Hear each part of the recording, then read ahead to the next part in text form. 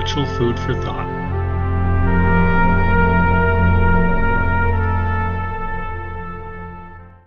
Welcome back to Spiritual Food for Thought. Thank you for joining me once again. In this one, I'm going to respond to a comment, and I don't always put a long thought out reply to comments I get, but this time I felt like I should, so I replied to them, and I thought, you know what, this is good enough just to put in one succinct video and just put it out there as food for thought. So the question was, can you explain to me why all of the 10 commandments are reaffirmed in the New Testament, but not the Sabbath? And this is something a lot of people struggle with. This is something a lot of people wonder. So I decided, you know what? I'm going to answer it. I'm going to give them the benefit of the doubt. Hopefully they take time to read it. And basically, this is what I replied to them with. My honest answer goes something like this.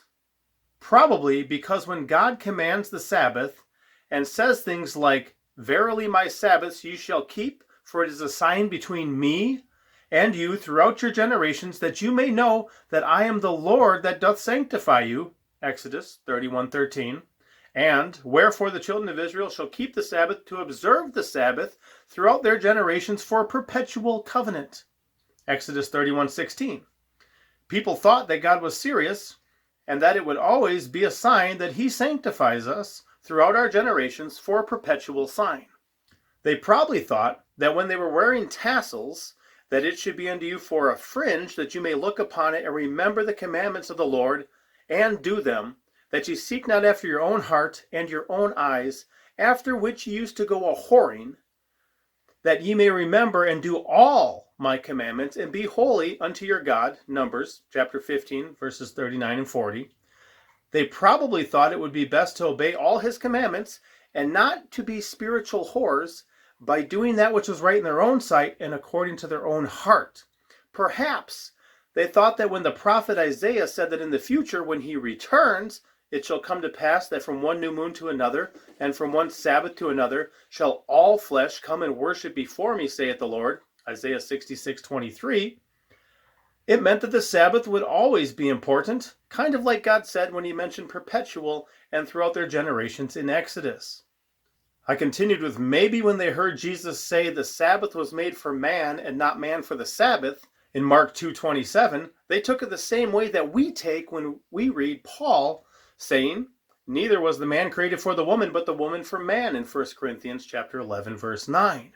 Just like we still marry, even though the woman was created for the man, I bet they still did the Sabbath, even though the Sabbath was also created for the man.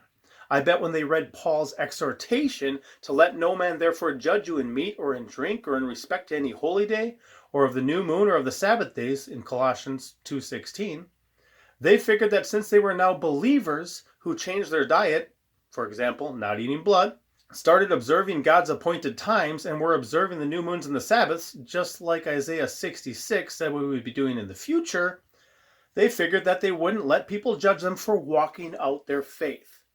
I bet that they thought that they were now those who had hope because they now had God, and that they were no longer aliens from the commonwealth of Israel, and therefore no longer strangers from the covenants of promise. That at that time you were without Christ, being aliens from the commonwealth of Israel and strangers from the covenants of promise, having no hope and without God in the world. Ephesians 2:12. I bet that's why, when the Gentiles besought that these words might be preached unto them in the next Sabbath, Acts 13:42, Paul never said, "Oh, you don't have to wait until the next Sabbath, just come over tomorrow on Sunday when we meet instead of the Sabbath." No. Instead, the next Sabbath day came almost the whole city together to hear the word of God, Acts 13:44. Yep, both Jews and Gentiles gathered the next Sabbath. After all, for there is no difference between the Jew and Greek. The same Lord over all is rich unto all that call upon his name. Romans 10:12. I guess that's why even though these things were commanded for Israel in the Old Testament, we are clearly told many times things like, "One law and one manner shall be for you and for the stranger that sojourneth with you," Numbers 15:29. That means people like Ruth or Rahab would have also been welcomed into God's people and expected to worship him his way. I mean, if we're simply playing a game of Simon didn't say with the words of the New Testament versus the Old Testament, we are never told in the New Testament not to curse the deaf or to put a stumbling block in front of the blind. That's Old Testament law from Leviticus. Thou shalt not curse the deaf, nor put a stumbling block before the blind, but thou shalt fear thy God. I am the Lord. Leviticus 19:14. The same could be said of making cuttings in our flesh for the dead. The New Testament is silent on that.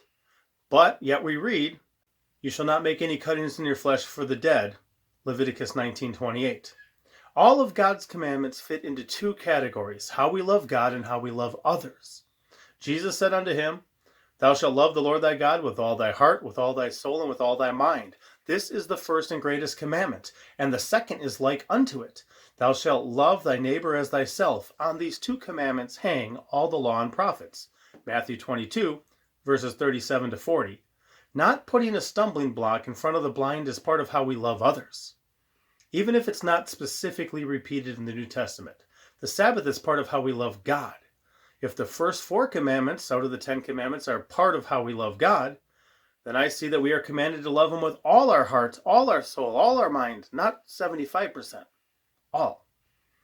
I'm not sure why I felt inclined to respond in depth to your comment, but I hope you read it. There's plenty more Bible verses from the law, prophets, and New Testament I could mention, but I hope you get my point or position from what I've already shared. Thank you very much. And what I would say to you guys, there's all this stuff that's there. Does it have to be clearly spelled out? I mean, how many people would argue and say, well, where does it say in the New Testament we're not supposed to curse the deaf? Of course we know that's still true. So why would we not think that about other commandments? Something as simple as the Sabbath, okay? If you want a more in-depth look at this, I have an entire playlist about the Sabbath. I break down some of these points I just made now and others, really just in depth. Some people appreciate it. But most importantly, what you need to do is just feast upon the Word of God. Not upon the study Bibles. Don't sit at your pastor's feet. Sit at the feet of our Messiah. Feast on the actual Word of God. See what he says and take him as being true. You know, maybe when God commanded this forever, throughout all our generations, for all his people, whether native born or a stranger, and there's no difference between the Jew or the Gentile, therefore you don't say, oh, well, that's for the Jews, or, oh, that's for Israel. See, that doesn't work. And then when we see in the future that these things matter, like the end of Zechariah, where you see people celebrating the Feast of Sukkot, Feast of Tabernacles, when you look at the end of Isaiah, in the future also, where you see people, new moons, Sabbaths, maybe these things always matter. I know when I started looking, I thought, wait a minute, is the only time Jesus Christ a modern Christian when he's not here? Because I know how he walked out fully obedient to everything that God commanded when he was here, and when he returns, he does the same thing. Hopefully that's some worthwhile spiritual food for thought for you. If there's other points that you think I should have mentioned, leave them in the comment section below. And if you have, questions or things you're wrestling with, feel free to leave them too. I may not be able to get to all of them, but I would hope to, if people are honest and serious, provide some food for thought that's worthwhile from the Word of God. Be blessed.